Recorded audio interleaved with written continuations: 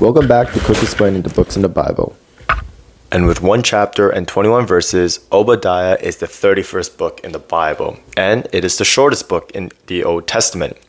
So the summary of the book of Obadiah is that Obadiah delivers a prophecy against Edom, a nation descended from Esau.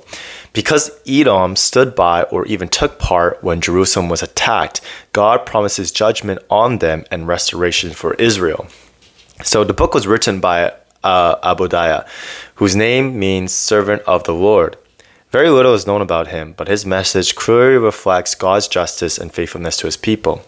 So Obadiah's main theme is God's justice and sovereignty. It emphasizes that pride and cruelty towards others, especially God's people, bring downfall, while God will ultimately vindicate his faithful ones. A notable verse in the book is, "The day of the Lord is near for all nations. As you have done, it will be done to you. Your deeds will return upon your own head," which is Obadiah 1:15. So why is the book important? Well, Obadiah is important because it shows that no nation or person is beyond God's justice. It reminds believers that God defends his people and will right every wrong in his own timing. So understanding this idea in our current political situation or societal situation, wherever you live, there is no nation or no country or no political power that is above God's justice and God's sovereignty.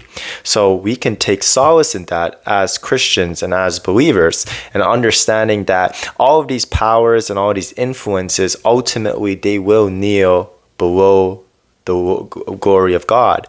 So we find hope in that, and Obadiah really paints that picture.